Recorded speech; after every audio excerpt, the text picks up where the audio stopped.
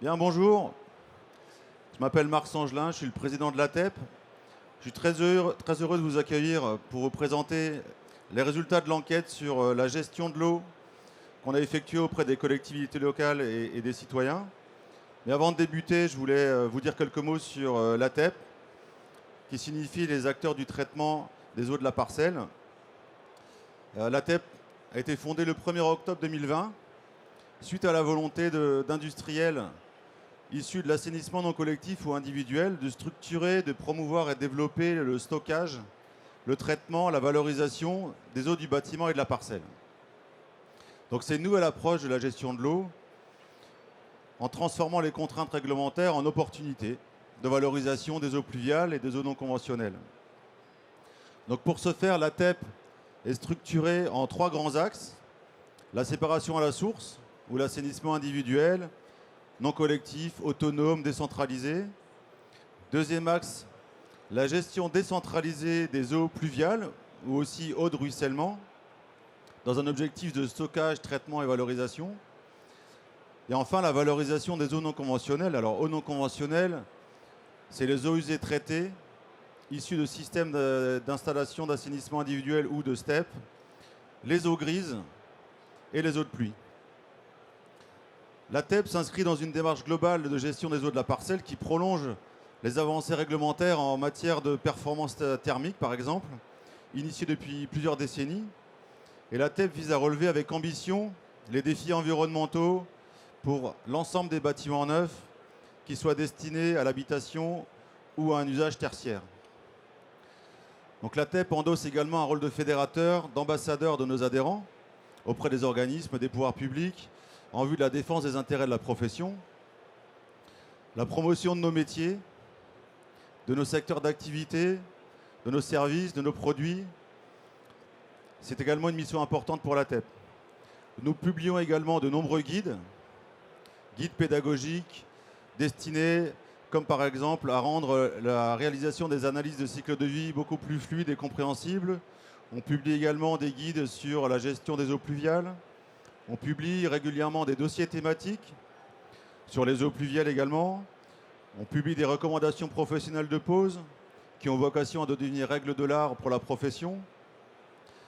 L'objectif de l'ATEP est d'alimenter le plus souvent possible la profession et les autres parties prenantes avec des informations structurantes. Donc aujourd'hui, l'ATEP se positionne clairement comme un expert reconnu pour apporter des solutions concrètes au changement climatique et en particulier à la préservation de la ressource en eau. Et on a un leitmotiv qui est de dire: préservons l'eau potable, promouvons une eau propre. Mais revenons aujourd'hui à ce qui nous rassemble au Salon des maires et des collectivités locales.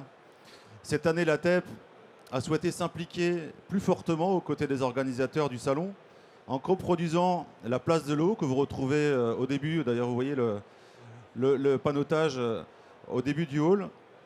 C'est un espace consacré aux solutions innovantes pour accompagner les maires dans la gestion intégrée de la ressource en eau et répondre aux enjeux du changement climatique.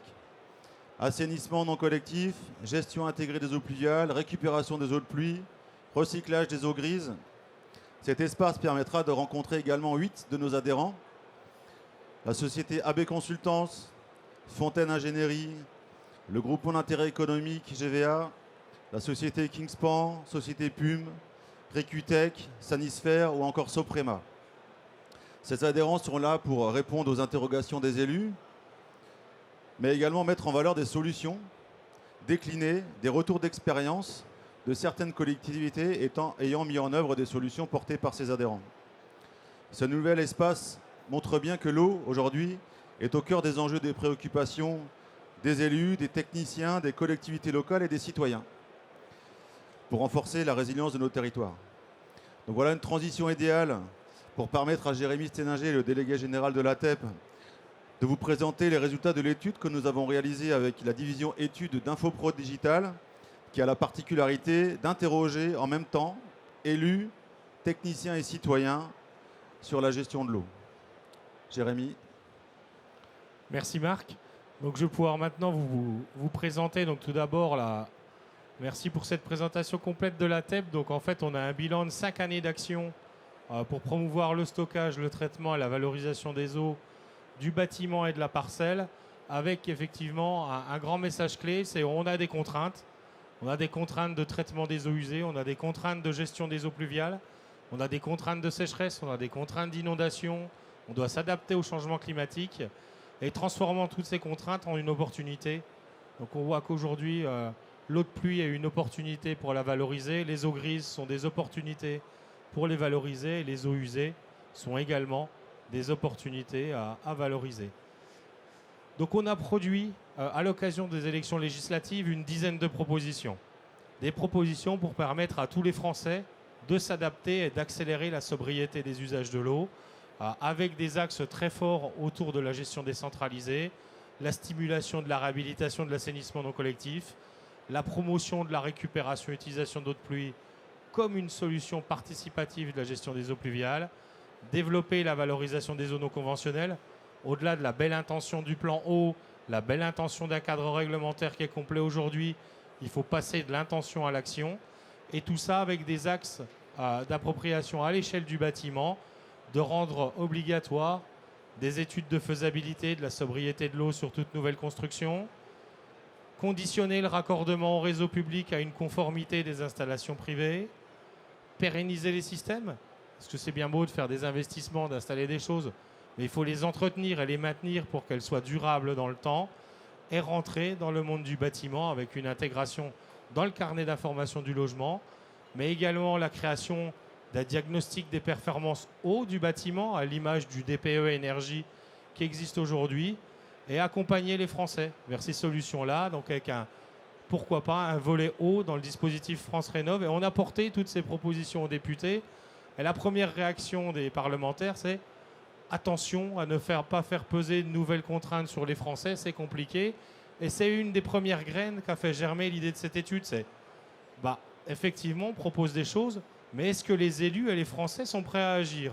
Et ça a été le point de départ de ce travail avec Infopro Digital Études pour aller confronter ça à la réalité du terrain et l'envie des uns et des autres. Alors de quoi on va parler? Parce que c'est un des premiers sujets qu'on a vu avec cette étude, c'est qu'il y a des terminologies dans tous les sens. On parle d'ANC, on parle de réut, on parle de réutilisation, on parle d'ENC, on parle de ICH, on parle d'eau grise, d'eau de pluie, des eaux de pluie qui ne sont pas des eaux pluviales. Donc il y a un besoin déjà de s'accorder sur le vocabulaire et savoir de quoi on parle. Parce que interroger les gens sur quelque chose, c'est bien. Mais si on pose une question et qu'on n'a pas compris la question, la réponse, elle ne va pas être très intéressante. Donc on a besoin de requalifier, de redéfinir c'est quoi une eau de pluie. C'est une eau qui a été captée sur une surface inaccessible et qui permet d'être réutilisée par un système de récupération. Les eaux pluviales sont les eaux de précipitation qui touchent le sol et qui ruissellent. Les eaux grises sont les eaux de salle de bain. Grosso modo, c'est les eaux produites au niveau de la salle de bain, les douches, les lavabos. Et les eaux usées traitées, c'est ce qui sort d'une unité d'épuration, qu'elle soit collective ou non collective. Donc c'était important de savoir de quoi on parle avant tout dans le cadre de cette étude. Et donc l'étude, elle a été menée par Infopro Digital Études. Donc elle a été administrée du 25 septembre au 17 octobre 2025. On a eu les réponses de 223 élus et agents de collectivités locales et 1000 Français qui sont représentatifs de la population nationale. On a un échantillon qui représente bien les différents territoires et finalement les différentes problématiques de chacun des territoires parce que les enjeux climatiques sont différents du nord au sud et de l'est à l'ouest. Donc la première question, c'était la gestion de l'eau par les collectivités, sont-elles vraiment prêtes à agir? Donc on ne va pas attendre la fin de la conférence pour le dire. Oui, les collectivités sont prêtes à agir et à 96%. 96% des collectivités qui ont répondu à l'enquête estiment que la gestion de l'eau est une priorité absolue pour leur territoire. Donc c'est un des premiers enseignements forts de l'étude. Les élus et les territoires sont prêts à agir pour l'eau. Ensuite, si on prend quelques chiffres et quelques zooms par rapport aux activités de la TEP, sur le traitement des eaux usées, on voit qu'une collectivité sur deux souhaite accompagner les particuliers au travers d'opérations de groupées de rénovation des dispositifs d'assainissement non collectif. Donc ça, c'est très très intéressant qu'une collectivité sur deux souhaite les accompagner parce qu'on a eu par le passé un désengagement, notamment des agences de l'eau qui ne finançaient plus la rénovation de l'assainissement non collectif. Et là, on voit aujourd'hui que les collectivités, elles souhaitent aider les particuliers, les accompagner, mais pour ça, il faut le financement de l'agence de l'eau. Et certaines agences de l'eau ont commencé à réinscrire dans leur programme l'accompagnement à les opérations groupées d'assainissement non collectif. Et le traitement des eaux usées à l'échelle de la collectivité, ça peut aussi se matérialiser par la séparation à la source et la mise en place, là on le voit, c'est un des exemples qu'on présente sur la place de l'eau, la mise en place de toilettes publiques éco-responsables, donc des toilettes sèches, des toilettes à séparation qui sont mises en place dans les espaces publics comme les parcs et jardins. D'autres actions qui peuvent être menées par les collectivités en la matière, c'est la réhabilitation déjà des propres installations de la collectivité. Quand on a un ANC sur un bâtiment communal, le rénover. Des actions qui peuvent être menées à l'échelle des mandats sont également l'audit du service et informer et inciter les concitoyens à l'entretien, à la maintenance des installations. Deuxième volet de nos activités, c'est la gestion des eaux pluviales à la source.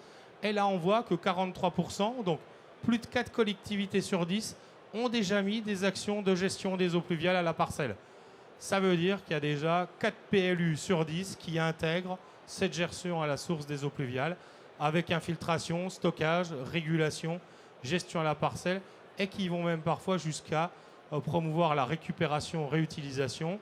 On le voit aussi dans les témoignages sur la place de l'eau. Rennes Métropole a changé très récemment son PLU et dans le PLU de Rennes Métropole, on reconnaît la récupération et utilisation d'eau de pluie comme une solution à part entière de valorisation des eaux pluviales. Et là, on voit un autre exemple de désimperméabilisation, d'action à l'échelle de la commune. C'est la désimperméabilisation et la végétalisation des cours d'école avec tous les enjeux et intérêts de création d'îlots de fraîcheur, de renaturation, de biodiversité et aussi d'espaces récréatifs pour les enfants. On l'a vu dans les conférences, ça crée des espaces très intéressants. Donc toute cette gestion-là, ça peut se matérialiser aussi par la désimperméabilisation des parkings et des places, replanter des arbres et les entretenir à l'échelle de la collectivité, mettre en place des écoquartiers à zéro rejet et bien sûr, comme pour l'assainissement, faire de l'information, de l'incitation des citoyens à la gestion durable et intégrée des eaux pluviales. Parce qu'on voit qu'il se passe beaucoup de choses avec l'évolution des règles d'urbanisme. Donc c'est pour ce qu'on va faire demain. Mais il y a l'intervention aussi sur le cadre bâti qui est déjà existant. Et le troisième volet, qui est le volet sur la valorisation des eaux non conventionnelles. Donc là, on voit qu'une collectivité sur deux, 46%, ont déjà mené des actions de valorisation des eaux de pluie. Donc essentiellement dans les usages pour de l'arrosage, arrosage des espaces verts. Et également, 42% de bâtiments scolaires bénéficient déjà d'actions d'économie d'eau. Donc ça, c'est un chiffre qui est intéressant, mais qui conforte des dizaines d'années d'action. C'est-à-dire qu'il y a eu beaucoup de choses qui ont été mises en place par les départements, par les régions, notamment au niveau des lycées, où énormément de lycées sont équipés de systèmes de récupération d'eau de pluie sur les toitures pour l'alimentation des chasses d'eau. Donc ces 42%, ils témoignent de la réalité d'action, notamment sur les lycées en récupération et utilisation d'eau de pluie. Donc là, il y a un exemple intéressant, qui est un exemple prospectif, et ça me permet de vous donner un autre chiffre qui n'est pas sur la diapo, mais qui est issu de l'étude. C'est que sur les collectivités qui ont répondu sur le recyclage des eaux grises, 50% des collectivités d'Île-de-France souhaitent s'engager dans le recyclage des eaux grises. Donc là, on revient sur des zones urbaines très denses, où on a de l'habitat vertical, où on a énormément d'équipements. Plutôt que la récupération et l'utilisation d'eau de pluie, les collectivités s'orientent vers le recyclage des eaux grises. Et là, on en a un exemple avec ce qui a été fait en toiture, en phytotoiture, sur la base mutualisée du village olympique, qui est maintenant une caserne de pompiers à part entière. Sur la caserne des pompiers de Saint-Denis, il y a un recyclage donc les eaux de douche sont traitées en toiture et sont réutilisées pour le nettoyage des camions de pompiers, pour l'alimentation des citernes. Et c'est un vrai exemple de réutilisation des eaux grises. Donc comme je disais tout à l'heure, dans les propositions, il y a l'incitation à la faisabilité, il y a la récupération d'eau de pluie qui est facilement mobilisable sur les écoles primaires et maternelles. L'arrosage des espaces verts, on se rend compte que c'est vraiment 70% des collectivités qui font de la récupération et utilisation d'eau de pluie font cet usage, arrosage des espaces verts, et développer le recyclage des eaux grises qui est prospectif, puisque le cadre réglementaire date de l'été dernier, l'été 2024, sur le logement collectif et sur toutes les infrastructures sportives, gymnases ou piscines. Et bien sûr, continuer cette campagne d'information des citoyens à ces usages-là. Donc pour terminer, en guise de conclusion, donc je reconfirme, je réinsiste sur le fait que 96% des collectivités estiment que la gestion de l'eau représente une priorité pour leur territoire. 4 sur 10 ont déjà fait des actions en matière de gestion des eaux pluviales à la parcelle. Et il reste un gros sujet, qui est le sujet de l'information, de la sensibilisation et de l'accompagnement. 47% des collectivités déclarent avoir des difficultés pour financer leurs opérations de gestion des eaux pluviales, à obtenir des financements pour déployer tout ça. Et 45% des collectivités, et notamment des collectivités rurales, des communes plus que des intercommunalités, manquent d'accompagnement, ne sont pas suffisamment informés et ne connaissent pas suffisamment les solutions disponibles à déployer sur la collectivité. Donc ça fait complètement sens avec la présence de la place de l'eau sur ce salon des maires où on vient porter à connaissance des élus et vulgariser toutes ces solutions de gestion des eaux décentralisées au niveau des parcelles et des bâtiments. Donc vous pouvez retrouver sur notre site internet l'ensemble de nos publications et je crois qu'il nous reste une dizaine de minutes pour pouvoir répondre à vos questions et vos réactions. Merci.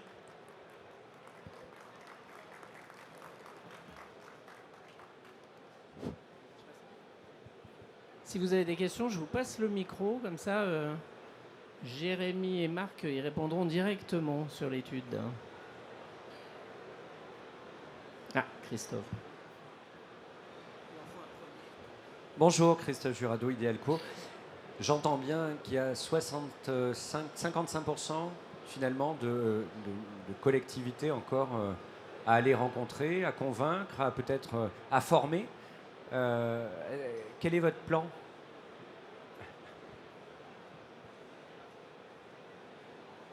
Le plan, il est tout tracé. Enfin, on a fait déjà depuis le 15 septembre, on a un fascicule qui circule qui s'appelle L'eau en commun, l'eau en commune, qui a un numéro des essentiels où on détaille toutes les propositions, toutes les actions et qu'on illustre par des témoignages d'élus. Il n'y a rien de mieux qu'un élu qui parle à un élu. Donc les réalisations, elles sont expliquées par les élus qui les ont fait. C'est pas de la prospective, c'est de la réalité. Il y a déjà, c'est ce qu'on voit dans l'étude, hein, il y a déjà un certain nombre de collectivités qui ont agi pour l'eau. Hein. On n'est pas resté les bras ballants. Donc il y a toutes ces actions de communication, de sensibilisation. Il y a la présence sur la place de l'eau.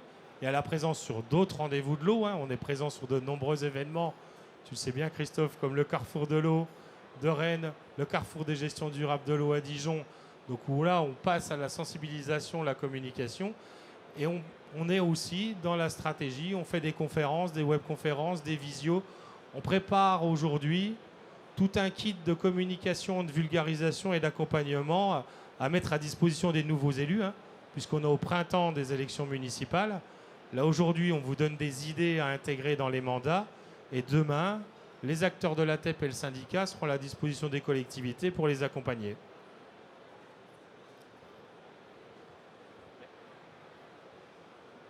Simonet, journaux. Pas Franck Info cette fois-ci sur cette question, mais journaux. Quand je lis 42% des bâtiments scolaires bénéficient d'actions pour économiser l'eau, est-ce que ça inclut par exemple les chasses d'eau à 2 boutons ? Parce que dans ce cas-là, ça devrait être plutôt dans l'ordre de 80%, 90%. Ou est-ce que vous avez ciblé la question de façon à exclure les choses les plus, je dirais, généralisées, comme les chasses d'eau, les robinets moussants, etc. Toute l'étude était orientée sur les solutions de gestion de la parcelle et de récupération, réutilisation. À aucun moment on a explicité la mise en place des outils hydroéconomes. Donc je pense à confirmer, hein, parce qu'après on n'est pas dans la tête des répondants. Il y a certainement une partie des répondants qui, surtout si c'était tout frais, si on a équipé l'école de Presto, on va se dire oui, j'ai fait des actions d'école.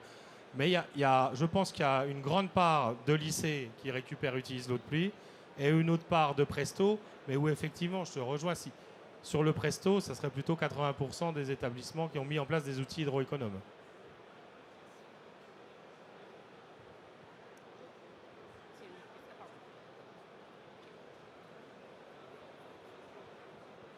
Oui, bonjour. Je vous remercie pour cette étude qui est très... Jacques Ollès, élu sur une commune du Var, Néoul. Et donc je vous aussi félicite pour cette conférence de presse, du coup, sur un sujet, forcément, les communes du Sud qui nous concernent énormément. Les arrêtés sécheresse sont pris de plus en plus tôt et levés de plus en plus tard. Je voudrais vous encourager à communiquer parce que moi, je suis sensibilisé sur les sorties et les actualités sur la réutilisation. Je suis à jour, mais beaucoup de collègues élus ne connaissent pas souvent ces possibilités.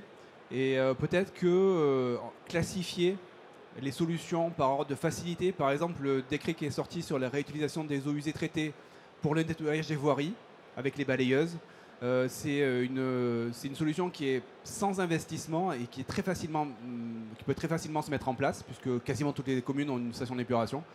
Donc peut-être de classer par ordre de facilité ces solutions, que ce soit de la réutilisation d'eau de pluie, parce qu'on sait que sur du neuf, réutilisation d'eau de pluie, c'est plus facile qu'en réhabilitation. Donc voilà, je vous encourage peut-être à créer un classement du plus facile au plus compliqué à mettre en place, en tout cas dans ce début, puisque les décrets sortent et sont assez récents. Merci. Merci Jacques. Pour compléter, effectivement, un classement, ça peut toujours être une bonne idée. Ça reste toujours sujet à... Ça peut être subjectif, en fait, en fonction de l'approche, des contraintes de chaque commune, notamment en littoral, où il y a quand même des enjeux qui sont peut-être différents qu'en zone montagneuse ou en plaine.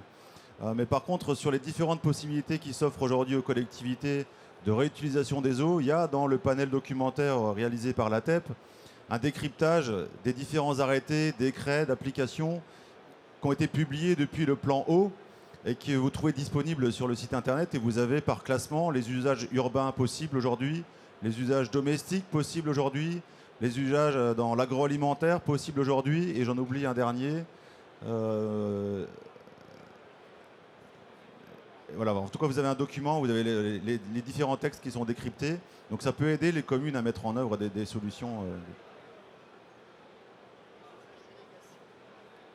Usage d'irrigation. Merci René Martin. Mais il est certain qu'il y a un gros sujet, et c'est le parti pris qu'on a pris il y a 5 ans en créant la TEP, c'est la vulgarisation. C'est-à-dire que tous ces sujets étaient des sujets de spécialistes. Enfin, la gestion des eaux pluviales, personne n'y mettait les mains, on n'y comprenait rien.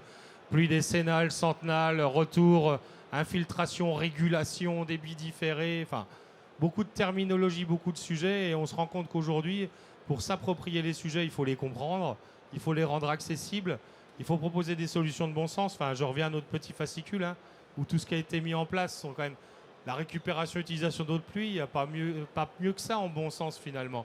Et ce sont des solutions qui sont intéressantes parce que, et notamment à l'échelle d'un mandat, aujourd'hui, c'est des choses où on peut faire les études préalables, les recherches de financement, les travaux et avoir des résultats d'économie d'eau très très rapidement. Ce n'est pas des sujets qui nécessitent de gros dossiers, un gros accompagnement. C'est du bon sens et ça se fait très très bien à l'échelle d'un mandat. Donc on sera au rendez-vous des municipales pour accompagner sur le déploiement de ces solutions. Cédric Lardière, l'eau, l'industrie, les nuisances. Est-ce qu'il y a des résultats qui vous ont surpris, en bien ou en mal? Alors en termes de surprise, les 96% déjà. Alors on savait que c'était important pour les collectivités, mais là on est vraiment sur de l'extrême importance pour toutes les collectivités au final. Donc le chiffre de 96% en tant que tel est surprenant. On aurait pu imaginer 80, 85, mais là on est vraiment sur pratiquement 100%. Ensuite, ce qui est intéressant dans l'étude, et ce n'est pas forcément une surprise, mais on retrouve notamment par rapport à la répartition géographique des répondants, on retrouve des problématiques très différentes. Et ça se traduit bien dans l'étude entre les problématiques de ruissellement dans nos zones montagneuses sud-est qui peuvent affecter la voirie ou les zones urbaines. On a une problématique de gestion différente dans le nord, où là, il y a de l'eau qui reste pendant très longtemps, on ne sait pas comment faire, alors que dans le sud, c'est plutôt de l'eau qui passe très vite et qui est destructeur. Donc là, on a vraiment pas mal d'éléments dont on peut ventiler géographiquement sur des différenciations de contraintes et donc forcément des différenciations de mise en œuvre d'outils pour y remédier. C'est aussi pour l'intérêt de l'étude, c'est aussi de montrer qu'il faut qu'on ait une approche nationale, une prise de conscience nationale, puisque 96%, j'y reviens, des collectivités le souhaitent, mais il faut pouvoir adapter les solutions à chaque situation particulière pour bien y répondre. Et si je peux me permettre, j'en rajoute un de chiffre étonnant, en agréablement surpris, c'est le 73% de collectivités qui font de l'arrosage d'espaces verts avec les eaux de pluie.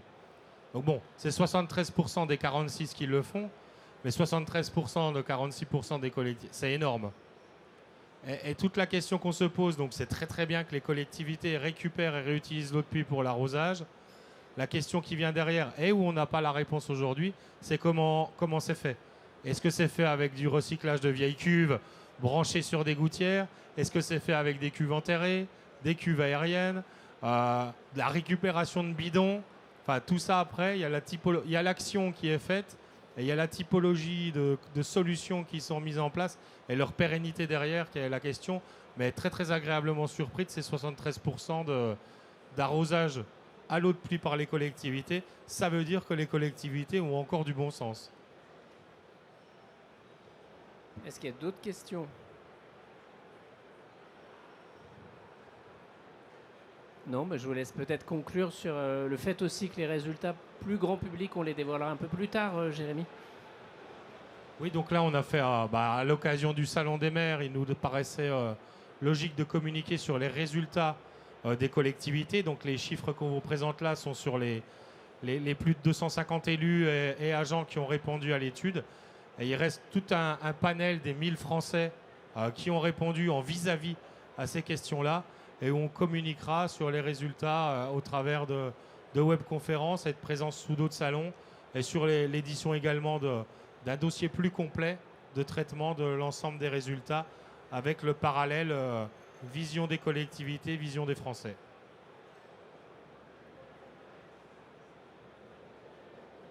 Merci beaucoup pour votre présence et votre participation. Merci.